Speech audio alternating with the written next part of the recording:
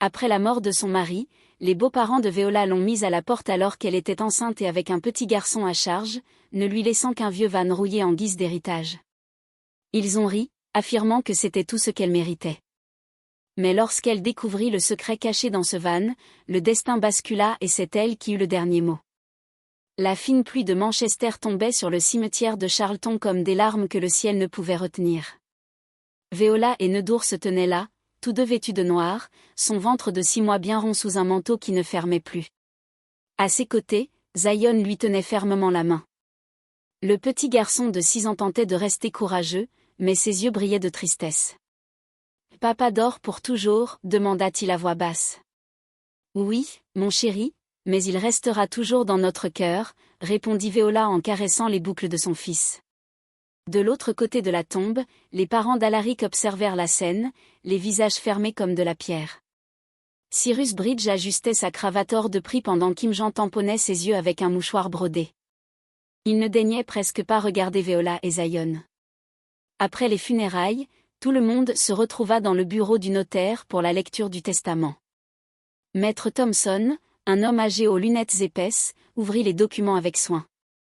Alaric lègue à son épouse Veola la maison où il vivait, la boutique de fleurs Pétale un rêve au centre-ville, ainsi qu'un van Bedford de 1975, déclara-t-il. Cyrus frappa du poing sur la table. C'est insensé. Mon fils n'était clairement pas dans son état normal quand il a signé ça. Papa, s'il te plaît, murmura Imjan, bien que ses yeux débordaient aussi de colère. Veola garda le silence. Elle savait que la tempête ne faisait que commencer. 2 semaines plus tard, les Bainbridge se présentèrent à sa porte avec des papiers à la main et 2 hommes imposants derrière eux. « Nous avons contesté le testament », annonça Cyrus. « La maison revient à notre famille, la boutique aussi. Tout ce qu'il te reste, c'est ce vieux van dans le jardin. » « Vous n'avez pas le droit de faire ça », répondit Veola, la voix tremblante. « On a le droit et on va le faire », rétorqua Imogen avec un sourire cruel.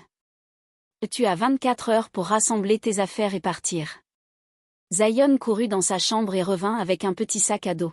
« Maman, j'ai pris nos photos et les jouets du bébé. » Veola emporta seulement l'essentiel, des vêtements, quelques couvertures et la photo de son mariage avec Alaric. Les hommes attendaient à la porte, impatients. « Le van est dans le jardin. » « Les clés sont sur la table de la cuisine », lança Cyrus en jetant les clés au sol. « Bonne chance. » Le Bedford était un vieux van bleu délavé couvert de taches de rouille sur les côtés. Le moteur faisait un bruit inquiétant et le siège du conducteur était déchiré. Mais il démarrait. Veola conduisit jusqu'à un terrain vague en périphérie de Charlton et s'y arrêta. C'était là qu'ils allaient devoir vivre désormais. « Maman, on va dormir ici ?» demanda Zion en observant l'intérieur rempli d'outils et de boîtes vides. « Pour l'instant, oui. Mais ne t'inquiète pas, tout ira bien, » dit-elle en le serrant dans ses bras. Cette nuit-là, allongée sur des couvertures posées au sol froid du van, Veola posa la main sur son ventre et sentit le bébé bouger. Une larme roula sur sa joue qu'elle essuya rapidement. « Alaric, donne-moi la force » murmura-t-elle au vent qui faisait tanguer le van. Dehors, Manchester dormait. À l'intérieur du vieux van rouillé, une femme enceinte et son petit garçon tentaient de trouver un peu d'espoir au milieu de l'obscurité. Ils ne le savaient pas encore, mais ce van, apparemment sans valeur, renfermait un secret qui allait bouleverser leur vie. L'aube arriva froide et grise, mais Veola se leva, déterminée. Il était temps de tout recommencer. Les premiers jours dans le van furent les plus difficiles. Chaque matin, Veola se réveillait avec des douleurs dans le dos et le corps endolori. Le froid de Manchester traversait les parois fines du véhicule comme des aiguilles glacées. Zion tentait de faire bonne figure, mais parfois il pleurait doucement, croyant que sa mère ne l'entendait pas. « Maman, quand est-ce qu'on rentre à la maison ?» demanda-t-il en grignotant une tranche de pain beurré.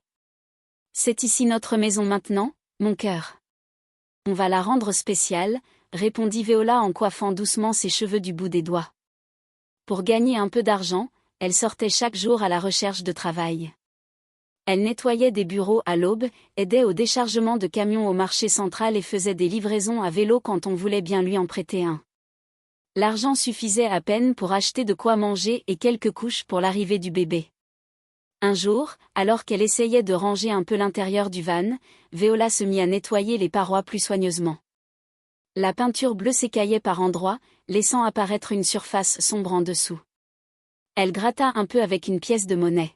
« C'est bizarre », murmura-t-elle, intriguée par le matériau brillant qui apparaissait.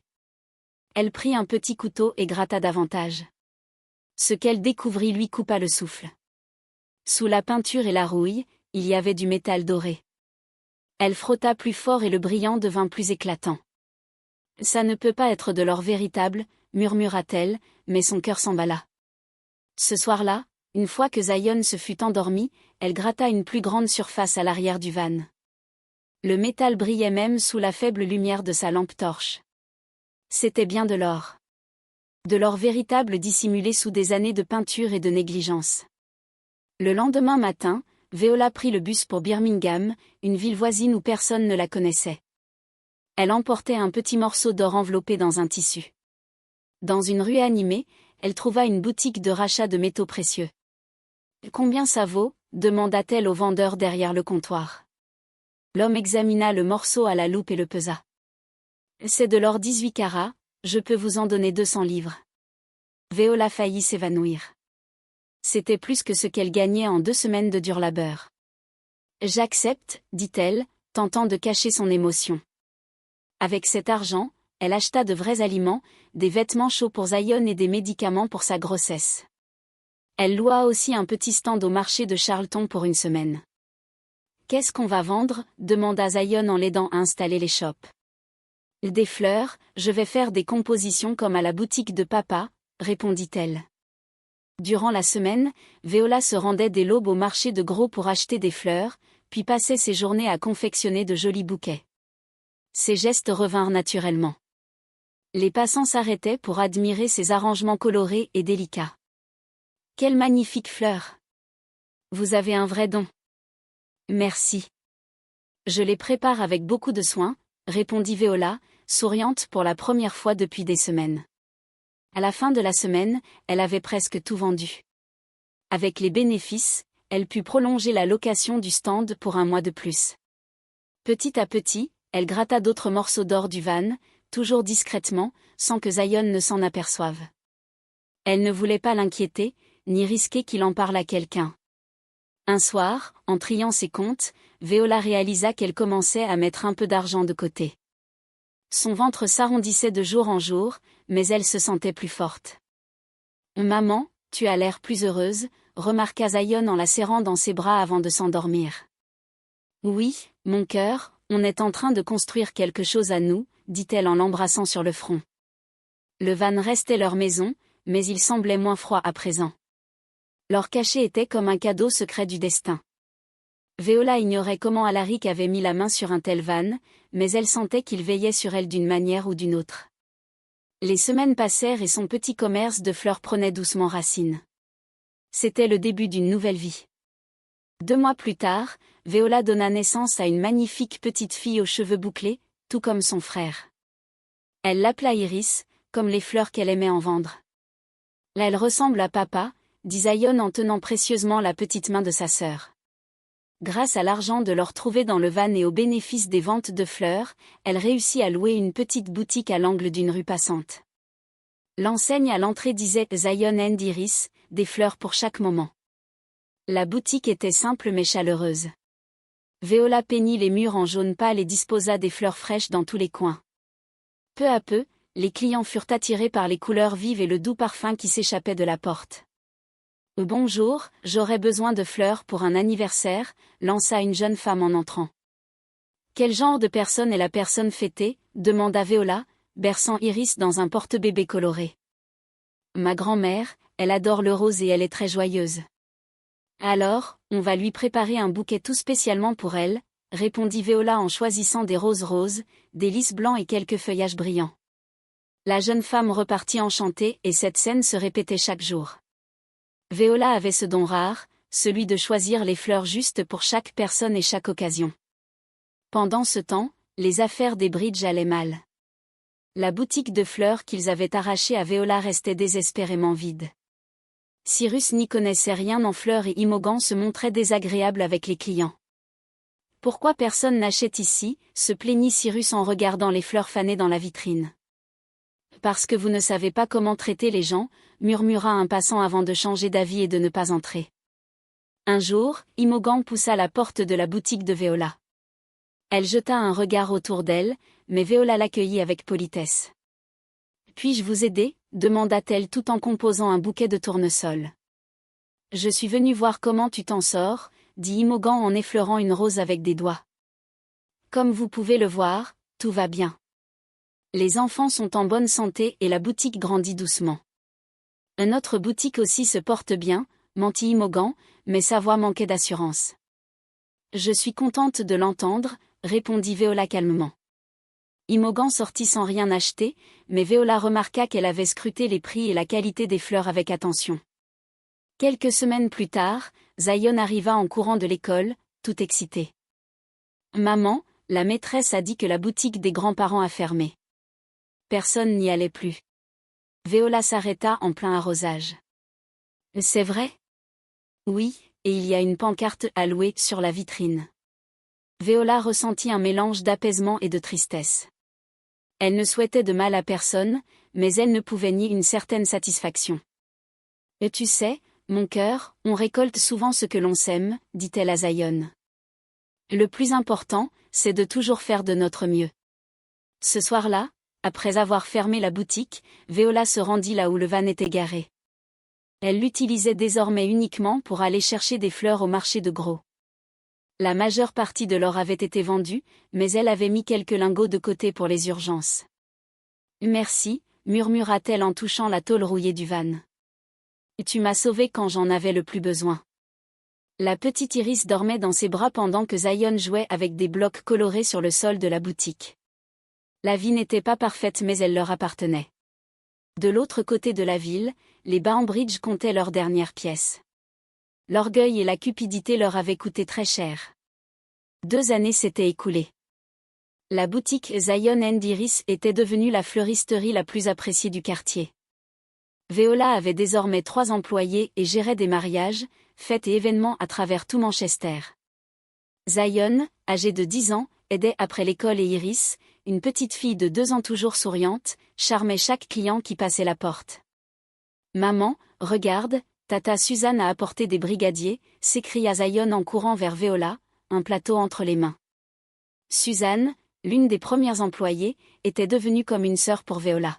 « Je me suis dit que vous méritiez un petit plaisir aujourd'hui. »« Et tu es un ange, Suzanne », répondit Viola en goûtant un brigadier. « Iris, viens ici, mon amour. » La petite fille accourut en titubant jusqu'à sa mère, éclatant de rire à chaque pas, ses boucles sautillant joyeusement autour de son visage.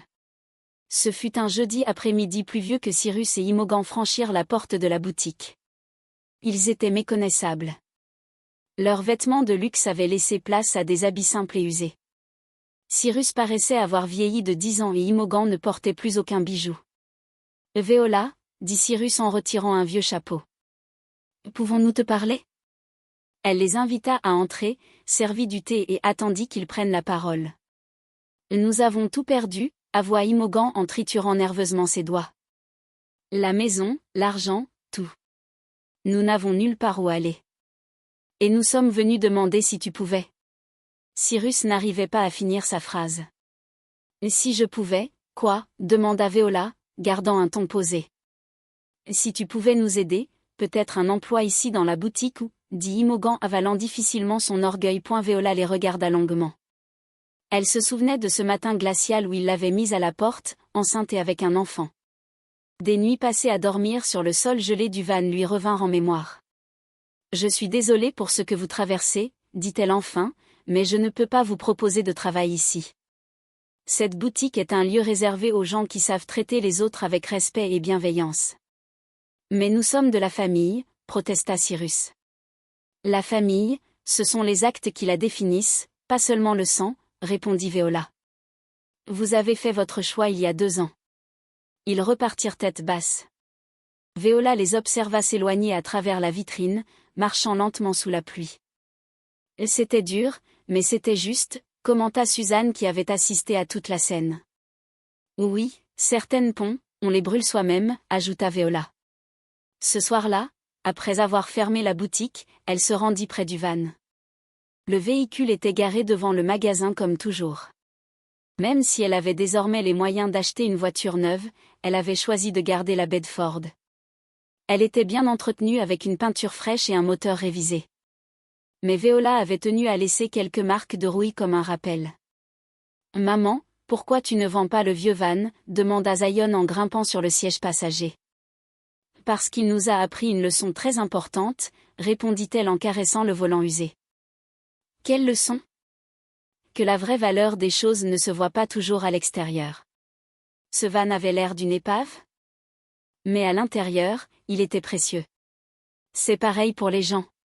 Il ne faut jamais juger par les apparences. » Iris dormait paisiblement dans son siège à l'arrière.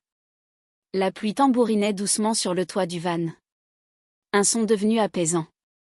Viola regarda à travers la vitre en direction de sa boutique. Les lumières illuminaient encore les fleurs colorées en vitrine. Demain serait un autre jour de travail, un autre jour à bâtir des rêves de ses propres mains. Elle avait appris que la vie offrait parfois des cadeaux déguisés. Ce vieux van rouillé avait été le plus beau cadeau de sa vie. Non pas seulement pour leur cachet, mais pour la leçon essentielle. Il est toujours possible de recommencer, de trouver la beauté là où les autres ne voient que de la rouille. Ce qui semblait être la fin avait été en réalité le plus beau des commencements. On rentre à la maison, les enfants, dit-elle en mettant le moteur en marche. Demain, on a des fleurs à chérir. Et ainsi, sous la fine pluie de Manchester, le van doré emmena sa famille chez elle, transportant non seulement des personnes, mais des rêves réalisés et la certitude que le véritable or se trouve souvent là où on s'y attend le moins. Si cette histoire a touché votre cœur, likez la vidéo, partagez-la avec quelqu'un qui a besoin d'un peu d'espoir et dites-nous en commentaire, avez-vous déjà trouvé de l'or là où vous ne vous y attendiez pas ? On en parle ensemble.